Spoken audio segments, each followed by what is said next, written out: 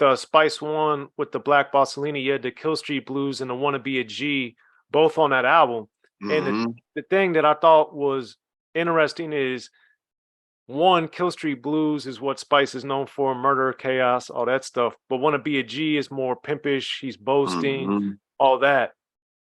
And that's kind of where I always like to see when an artist is working with a producer and they do dramatically different types of songs together. So for you, how do you think both you and Spice, and I know Femi worked on the Wanna Be a G as well, how did you guys pull those songs off so differently at such a short amount of time? I don't know, bro. That is interesting questions that you said, because like everything's just organic. He came to the studio in Fairfield, and we just started. I never would think he would fuck with that. Do you wanna be a gangster? So you wanna be a... And he was excited about that. He thought it was different. He thought that the label was gonna love the song. I remember that. And it's just something that happened. I think Femi was playing on it. I think somewhere on there he was playing on that song too. So, it was nothing for us. We were just doing it. It was no chances for us. It was just something that we were doing, and he liked it. He was like, I'm fucking with that. He recorded the whole song right there. But that was like a precursor or whatever to, I say RBL, and then next was Spice One. Was it Untouchable? What was that album? But the one what I did with Roger Troutman and all of them. But that album right there was one of my favorites too, because he gave me a lot on Rain. Like I said, let me do a lot, and they paid me. RBL paid me. Both was on major labels. RBL was on Atlantic. Spice was over at Jive, and they both let me just learn. They both took me to New York. Well, no, RBL didn't, but Spice took me to New York, worked on the album out there, got with Nori, got with Too Short, Sophia, Roger Troutman. And I'm just there learning, producing these songs and learning. I get to learn from Roger. He the main one taught me, don't leave your work there till they pay you. He left with all his files. I was like, how did he do that? I didn't even know how to do that back then. So he recorded everything in his own shit. All his vocals was on his own equipment. He actually sampled the beat into his machine and then recorded on top of that. So when he left with all his own shit. And I didn't understand that back then. How did he even do that shit? He was advanced. But anyway, like I said, Spice had a lot. I really appreciate what he did for me, let me learn, taking me different state, real budget, real studios, and having the faith in me. I think that's what it was. RBL and them believed in me, gave me that shot. 6, 7 songs on each one of those projects, paid me. But I really learned a lot, you know what I'm saying? So I appreciate them too. 40's different. 40's up there too, probably he's on top of all of them, but it's been so many years of me and him working that I had learned a lot of them lessons already from Spice and RBL before I even started working with Tough with 40. Right. And with that, in the next couple of years, you got the Mossy, you got D-Shot, Herm, Marvelous Again, Sibo, Selly Cell. But the Cosmic Slop Shop is, to my knowledge, the first time where you did get to really do a group and an album, and it's a major label, MCA, all that type of stuff. Yeah. So how, when, and why did that opportunity happen when it did? Cosmic Slop Shop. Damu, rest in peace. Kweli and M2 from Juicy Fruit. He signed. That was his nephew's. And they had a label, and I'm not sure how they got in contact with us. I'm sure some type of way, probably through Mike Mosley, because we were all up under Mike Mosley. And I brought Dooney down from Alabama, and Lurch came into the picture and we would all be in the studio. So we just started working on a project. And I believe we just shopped it around. I don't know if Mike did it. I can't all the way remember how we got in contact with him too, man. But they signed it. Yeah, we were shopping because we had a couple little bad deals on the table. But yeah, and that's what happened. So Tume came through, he signed us, took us over to, I believe, MCA was the first place we were at. And we just started working on it. We got a budget, we got paid. We went out there to Oakwood Apartments in LA, you know what I'm saying, in Burbank, where everybody be staying. And we recorded at Enterprise every day. That was dope. That was hella dope too. Bought us cars, you know, we was living our dream, man. And yeah, so that's how the Cosmic Slop Shop happened. I believe Mike was probably shopping us around and we got that deal. And we just start working on it. Lurch, all of us fell out. Like really Lurch, you know what I'm saying? We fell out. You know, we got on one. Me and him used to always fight, whatever. So it just didn't work out or whatever. But that's how that happened. Definitely. Now, before you guys fell out, though, what was it like for you as somebody that was beatboxing, that was rapping back in the days, to doing all these songs, all these high profile placements, working with all these different labels to finally be like, yo, we're working on a specific album? You had never produced the E40 album or a RBL album or a Spice One album or Tupac all by yourself, or even had your own group like that.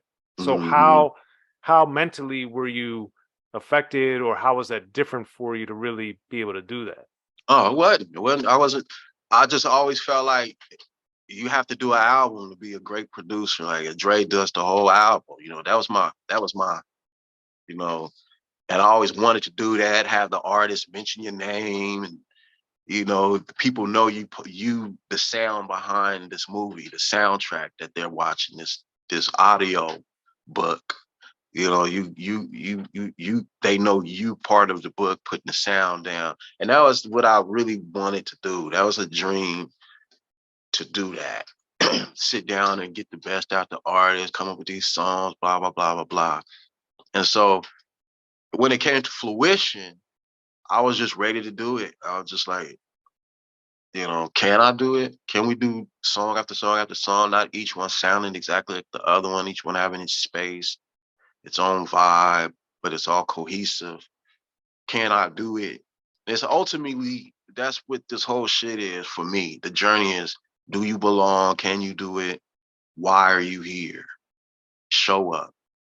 So I've been through most of my career scared. You know what I'm saying? Every session, I don't know what's gonna happen. I don't already have a beat. You know what I mean? I sit down, you sitting down, and it's like they staring like, let me see, like, can you do it? And then you gotta say, can I do it? And then you just do it. Next thing you know, it's done. It's out there. It's in the public, you know, collective consciousness. And you're starting to have space in people's head, you know, like a room, a rented room in there. People like you, they like your shit. They don't even know who I am, haven't really seen me. They start maybe hearing my name and liking the music. And so that always precedes me, like the music and everything I've done is way in front of me. Like when they meet me, and like they might even know, like, oh, you him, you Rick.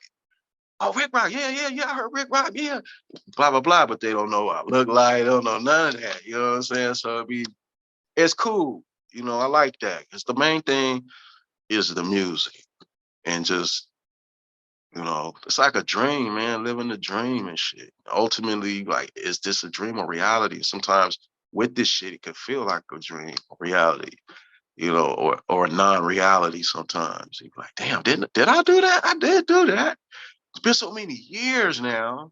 Like questions you asking, it's like a trip. Like, damn, that shit really happened, man. We really caravan in the rain to LA to get with Pac. We really got there. I really got to the La Montrose and they walking out. And then we all caravan to the and we shoot this video. And then we leave there and then we go to the studio. I do a song, you know. Unbelievable, bro. All I can say is the shit is unbelievable. It's all about taking that chance, seeing it and just doing it. Seeing and achieving it. And my story is like, it's a trip. It's a trip because there's a lot of perseverance, a lot of keep going, keep going, keep going, keep going.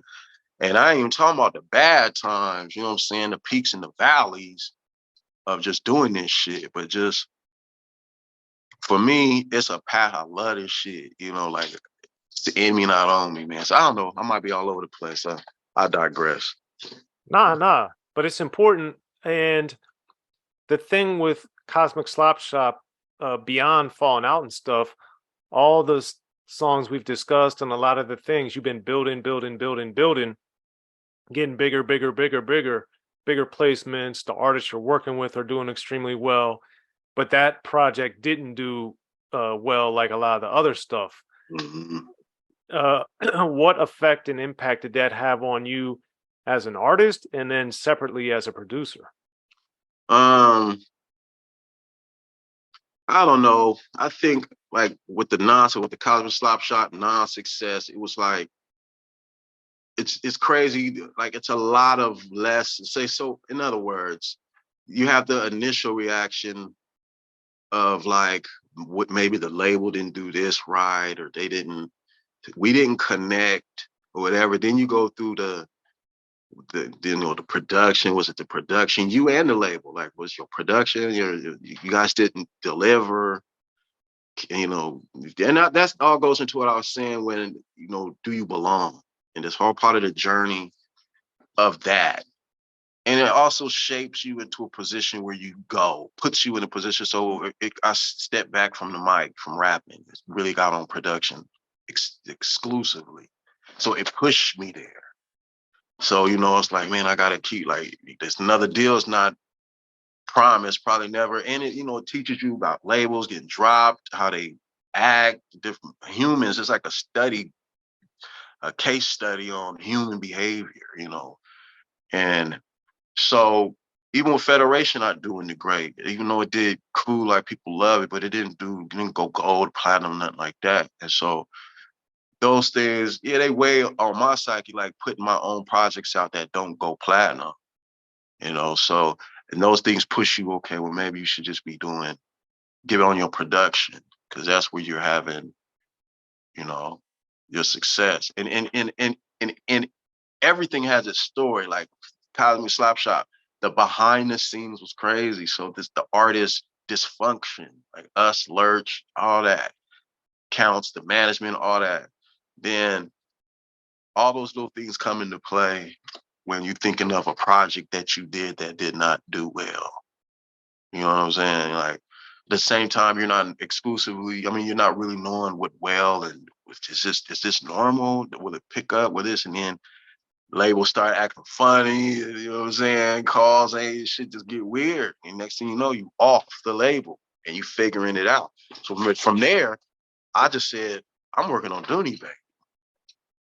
So I'll start working on Dooney Baby shit, start shopping him a deal. And through that, that's how Federation kind of got started.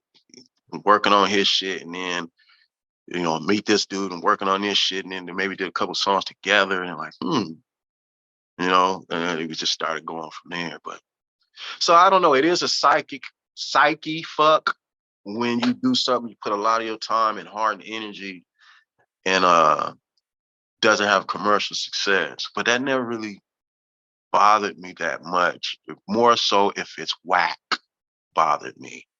Like, is this whack? This shit boost, this shit mildew. That fucked with me more than maybe people didn't get it at the time. You know what I'm saying? Or it's before its time, or we dropped the ball with marketing. I didn't really understand that part back then, or we dropped the ball with this or that, you know. So it's a lot that goes into a project that you take personally that don't go well, but hey, you keep on pushing, man. Don't stop. Like Puffy, nigga. Can't stop, won't stop. Take that. Keep it So pushing and be solid through it. Like Lurch started doing the most. He wanted to get wanted me to switch money from my contracts to him because he's the star and all this weirdo shit. I'm like, bro, I don't give a fuck. Take whatever, man. First of all, you're not gonna get me to sign nothing. So however you think you can do it, man. I don't give a fuck, you know. But those little things play into the demise of definitely college. But I kept doing me and Duty kept rocking. You know what I'm saying? And I kept pushing. Lurch got in trouble, went to the pen, and ain't been out since. So, hey, just keep pushing.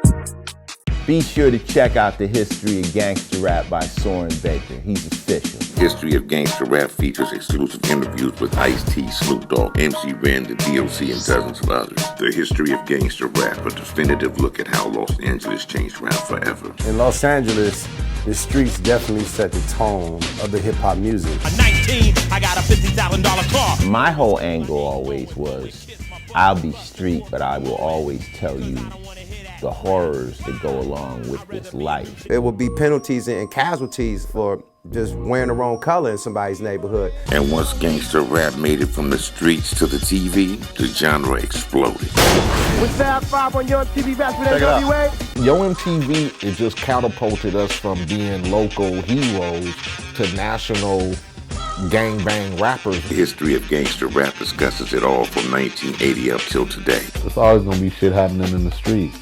You know what I mean? So it's always gonna be something to talk about. The History of Gangster Rap in stores now.